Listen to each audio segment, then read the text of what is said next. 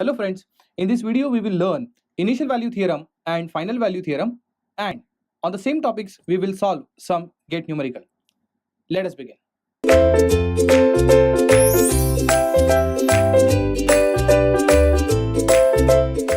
Let us understand what initial theorem helps you to get. So initial theorem will help you to get the value of x of t at t equal to 0.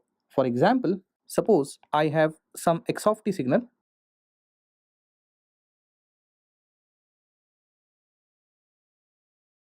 So if you look at this signal, can you tell me what is the value of x of t at t equal to 0? So as you can see, at t equal to 0, the value of x of t is 5. Am I right? So you can get the value of x of t at t equal to 0 if the graphical representation of x of t is available to you. This is the first way to get the initial value of x of t. Second, let's say you have some expression of x of t like,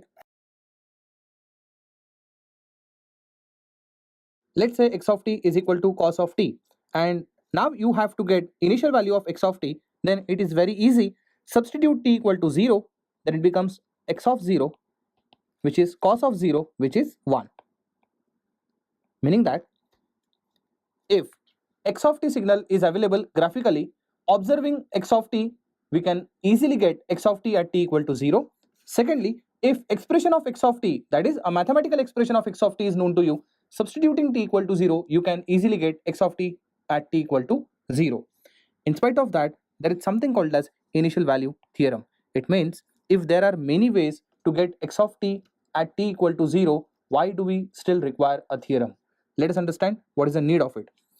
Initial value theorem is required when x of t is not given to you, but what is given to you is x of s. I repeat, you require initial value theorem when x of t is not given to you, but a Laplace transform of x of t is given to you, and from that if you want to get x of t at t equal to 0. So let me tell you when you require this theorem. So third case is that what is given is x of s, where x of s is nothing but a Laplace transform of x of t, and you know what is they are asking you? They are asking you the value of x of t at t equal to 0. So this is something that is required, or this is asked. Then I'll tell you what is a traditional approach. What is given to you is x of s. So step number 1, take inverse Laplace of x of s and get x of t. But sometimes taking inverse Laplace of x of s is not that easy, because most of the time x of s given is not in the standard form. You have to follow some procedure to get it into standard form, like you have to apply partial fractions and then you have to find the constants. So it takes some time and somehow you manage to get x of t. I'm not saying it is not possible. It is possible, but it is a time consuming. Somehow from given x of s, modifying that x of s into standard form, and after taking a Laplace inverse, you will get x of t for sure. And this is about step number 1. Step number 2 is to substitute t equal to 0 in x of t, and therefore what you get is x of 0, and x of 0 is called as initial value. So third way, when x of s is given to you, and if they are asking you x of t at t equal to 0, just take Laplace of x of s, get x of t, and substitute t equal to 0 in x of t and get x of 0, where x of 0 is called as initial value. Then if you don't have to follow this and still you want to get it in a shortest time, then the solution is use initial value theorem.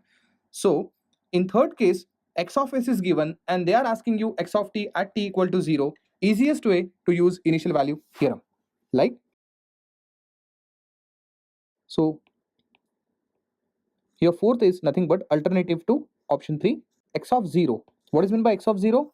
When I say small x, it means it is x of t. So x of 0 means x of t at t equal to 0. It is equal to limits s is tending to infinity s times x of s. So I hope this is clear.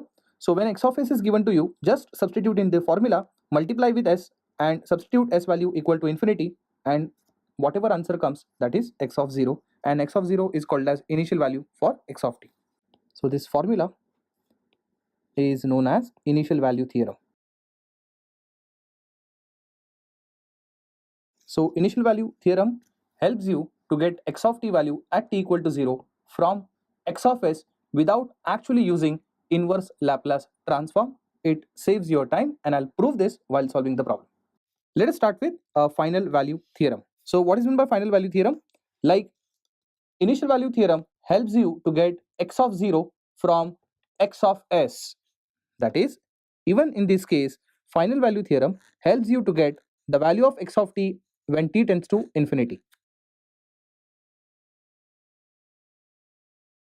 So when you substitute value of t as infinity, what you get is x of infinity.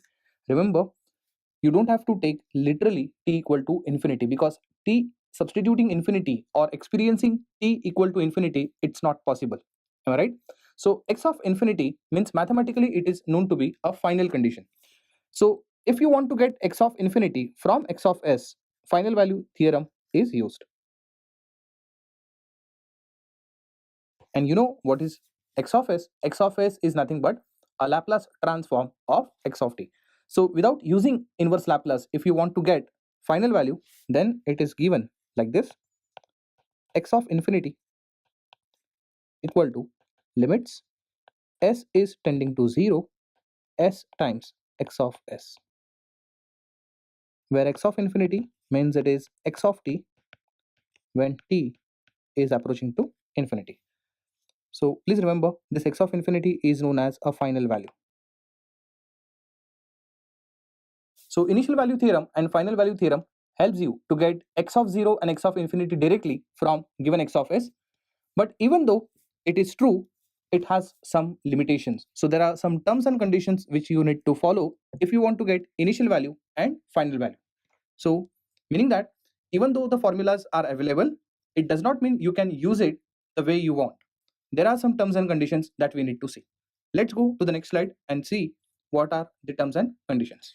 Terms and conditions for IVT and FVT. Your IVT stands for initial value theorem and FVT stands for final value theorem.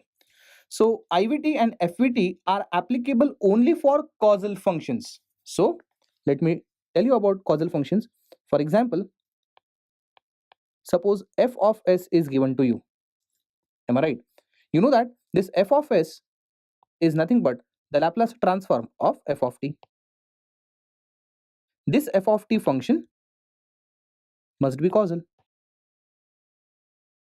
What is meant by causal function? Causal function is that function which is 0 for t less than 0. This is also called as a right-handed function. So only if your f of t, the given function, is causal, only then initial value theorem and final value theorems are applicable. For non-causal and anti-causal systems, initial value theorem and final value theorem formulas cannot be imposed. Now the question is, what is given to us is f of s and not f of t. Then is it possible to identify whether the initial value theorem and final value theorem is applicable for given f of s? Yes, you know that by using ROC, and by observing ROC, you can identify whether the system is causal or not. I hope you remember how to identify causality of the system looking at ROC. Whenever ROC is to the right hand side with respect to a given pole, only then a function is said to be a causal. Am I right? So please keep this thing in mind. IVT and FVT are applicable only and only for causal functions. So those are causal functions which are 0 for t less than 0 in time domain. So on initial value theorem, there is only one condition, that is, it should be a causal function. But when it comes to a final value theorem had some extra terms and conditions. Let's see. Final value theorem is further applicable when there are two conditions. Let's see a very first condition. All poles of S f of s are in left half of S plane. For example, let us assume f of s is equal to some constant k in numerator s into s plus 2, s plus 3, right? So I have to check poles of not f of s but s times f of s.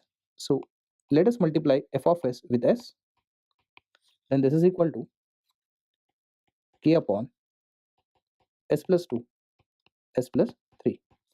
So this s gets cancelled when you multiply s with f of s. So when you say f of s is equal to this, if you want s times f of s, you have to multiply s on both the sides. So what we had in the denominator was s, so this s got cancelled. So as you can see here, there are two poles. You know that how to get poles? By equating denominator of the given f of s to 0. So when you equate denominator equal to 0, then s plus 2 into s plus 3 equal to 0. So you'll get two poles, one at -2, the other one at -3. So poles are at -2 and -3. As you can see, those poles are lying on left half of the S-plane, and therefore I can say that final value theorem will be applicable for such function. So you have to always see a given function, multiply with s, see to it all poles are lying on left half of S-plane, and only then a final value theorem is applicable. Otherwise you can say that final value theorem is not applicable. So this is about a first condition. Look at the second condition. Final value theorem is applicable only when function is not oscillatory or unbounded. So final value theorem is not applicable when the function is not oscillatory. So for example, a function is oscillatory, then final value theorem cannot be used. Let me give you an example. Suppose you have some function f of t, and let's say it is equal to sine of omega naught t. So let us assume even omega naught equal to 1, so I can take it easily like this, that is sine of t. And sine of t, if I want to plot, let me take multiplied with u of t. So I'll take a right-handed signal. I'm taking right-handed signal because whenever I say only sine t, then only sine t can be considered as this signal which is present at left hand side also and right hand side also. But you know that whenever we are using these two theorems, that is either initial value theorem or final value theorem, a very first condition is that it should be strictly a causal function. So when I say it is causal function, then it must be multiplied with u of t. So it is sinusoidal signal but only present at right hand side. On left hand side it is 0. So in this case, as you can see, the amplitude of sine t is 1. So maximum amplitude is 1, minimum amplitude is -1, and this is a time scale t. Now the question is, what we are interested in a final value theorem, am I right? You are interested in final value theorem means f of t at t tends to infinity. So what you want is f of infinity. Now look at this signal. This is something which is not constant, which keeps on oscillating between +1 and -1. So can you tell me exactly the value of f of t when t approaches to infinity? Answer is no. You cannot tell me because it keeps on oscillating. You never know. In fact, when t tends to infinity, still f of t must be oscillating. And when it is oscillating, exactly at what point it would be, no one can tell you. So f of infinity in this case is not defined. This is not defined. So one thing is clear. Y function shouldn't be oscillatory when you want to have a final value theorem concept. Secondly, a function is not even unbounded. So function shouldn't be unbounded. For example, if I have some ramp function, this is what we call as ramp function, which is, tending to infinity. So when time approaches to infinity, the value of ramp function also approaches to infinity. And whenever they are asking you to use a final value theorem, then it is expected that final value theorem should turn out to be a finite value. So it should always give you a finite value. So final value theorem is not applicable when functions are either oscillatory or unbounded in nature. Also, all poles of s times f of s must lie on left half of the S-plane, and only then final value theorem can be applicable. So now to summarize everything, first point, final value theorem and initial value theorem are applicable only and only when the systems or functions are causal in nature. That is the first point. Secondly, final value theorem is further applicable only if all poles of s times f of s must lie on left half of its plane. Secondly, function shouldn't be oscillatory and function shouldn't be unbounded. So these are the conditions to have final value theorem. Now we can start with the problems here. So Laplace of f of t is given, which is f of s, and they're asking you initial value and final value of f of t respectively. So let me start with f of 0. So I'll be using initial value theorem here. And if I want to get f of 0, what is meant by f of 0? F of 0 means f of t at t equal to 0. So by initial value theorem, it is limits s is tending to infinity s times f of s, which is equal to limits when s is tending to infinity s times, let me copy my f of s, which is twice of s plus 1 whole divided by s square plus 4s plus 7. So you know very well how to solve this problem. So whenever there is a limit problem and when s value is infinity, try to take all s common from all the brackets. So in numerator, I'll take s common. So what remains inside is 1 plus 1 by s whole divided by. So from denominator, I'll take s square common.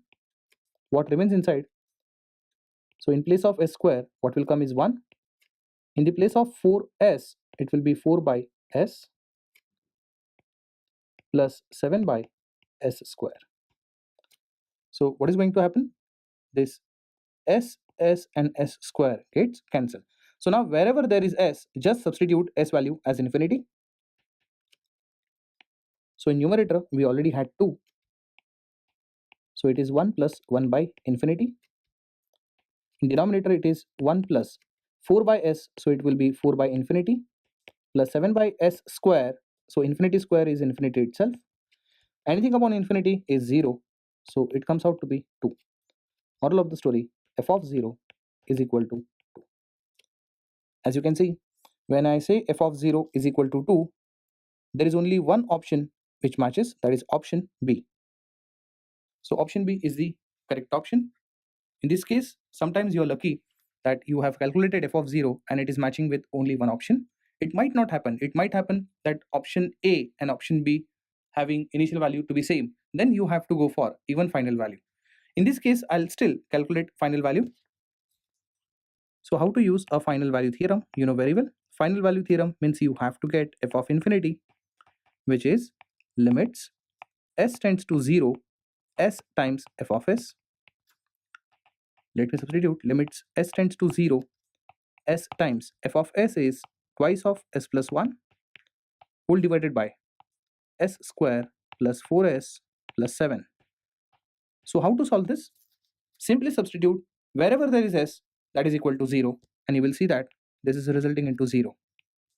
Naturally, f of infinity, which is considered as final value, that is f of t at t tends to infinity, is equal to 0. So as you can see, now it is verified also. Final value is 0, initial value is. Let's move to the next problem. Consider function f of t having Laplace transform f of s equal to omega naught upon s square plus omega naught square.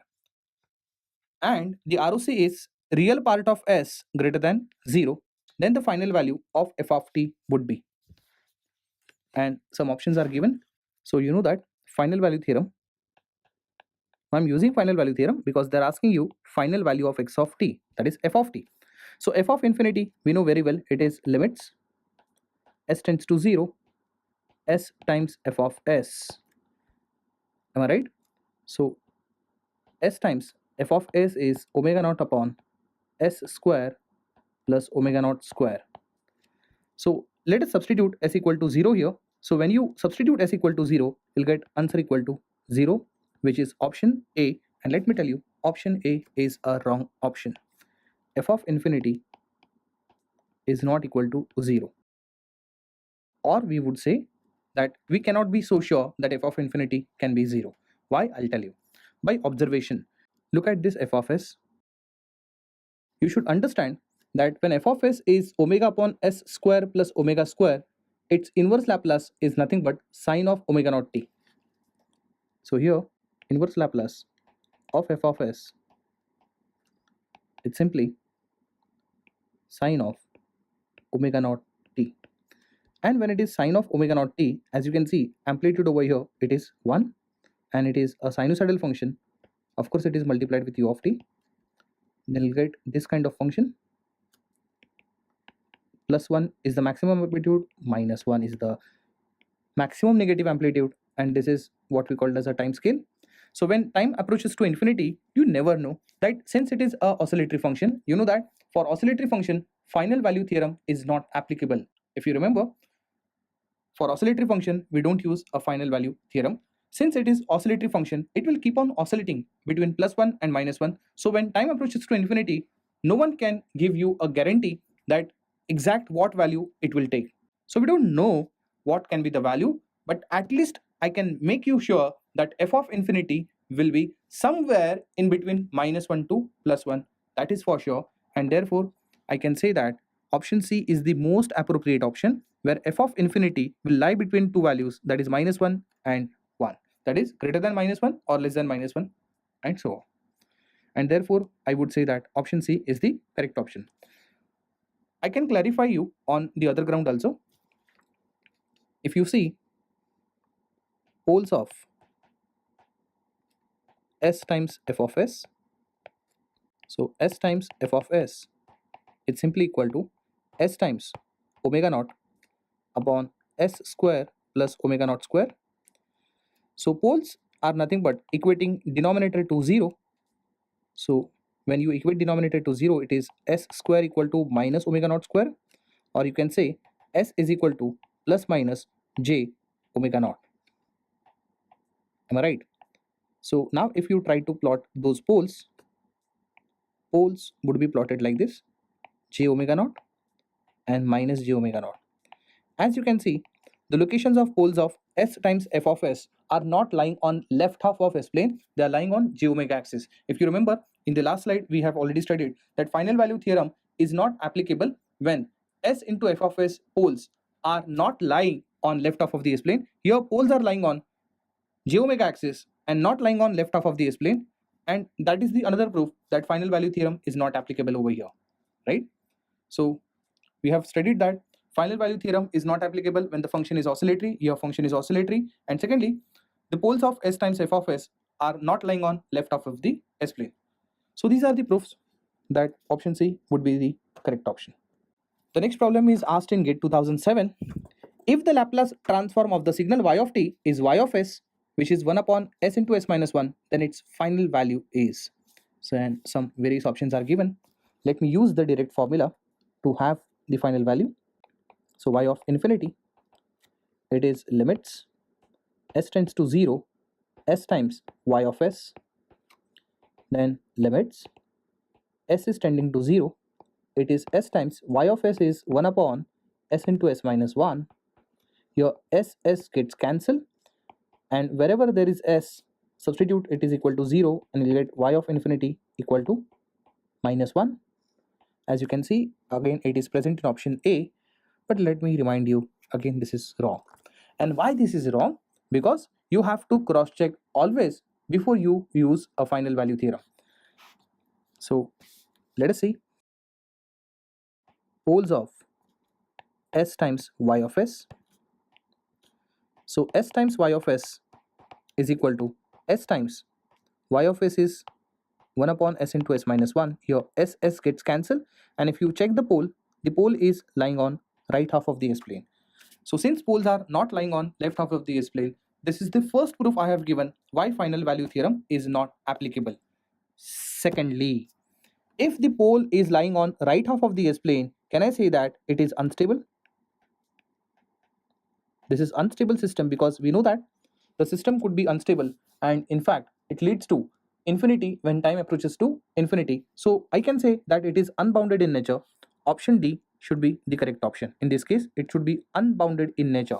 And still, if you don't understand why it is unbounded, I'll give you one more try. I'll take this y of s. I'll take this y of s, which is 1 upon s into s minus 1.